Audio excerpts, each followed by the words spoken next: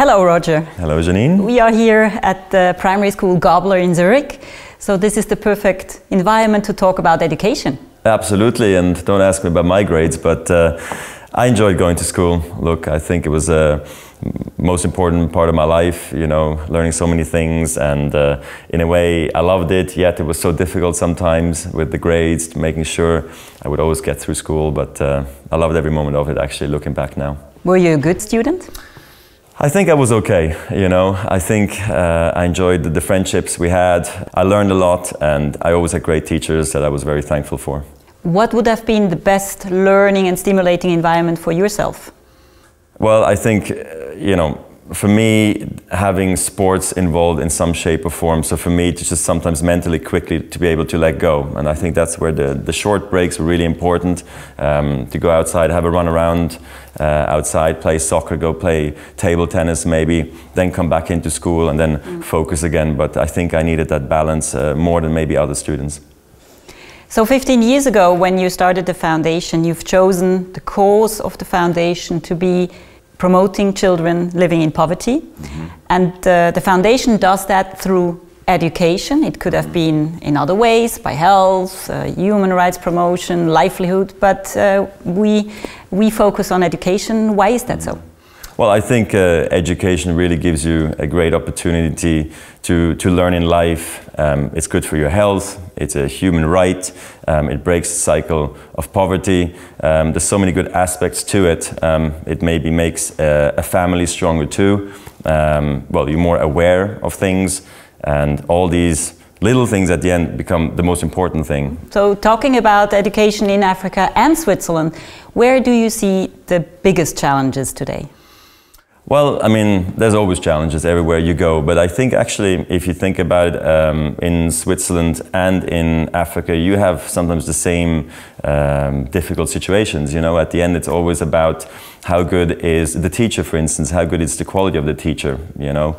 Are you happy with the teacher as a parent? Do you trust the teacher? Do you trust the school? Do you trust the principals?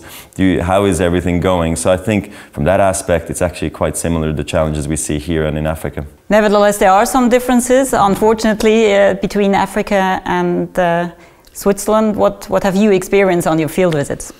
Well, you know, when I do the trips and I meet the kids and I see, you know, the principals and the parents and everybody, you know, and I see the buildings, you know, you see differences naturally. You know, it's a more of a poor environment. The quality might not be quite the same, yet I see a lot of happy kids. They're wanting to learn, like we wanting to learn here in Switzerland too.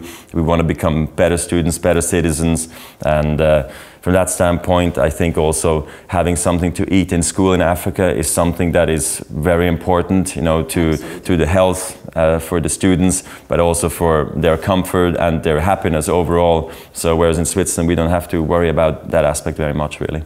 Where do you see the challenges in Switzerland in education?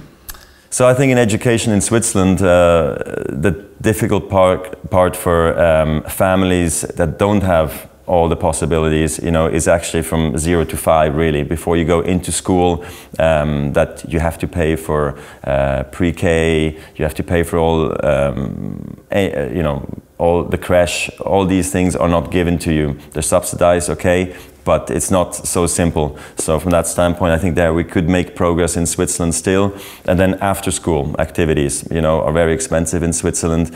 And that's, I think, where we come in as a Roger Federer Foundation as well, to try to make a difference there for the kids that are not as good off as other kids here in Switzerland. Absolutely. In the last period for the foundation, we focused more and more on early childhood care and education. And you are actually one of the biggest supporters in the board of trustees.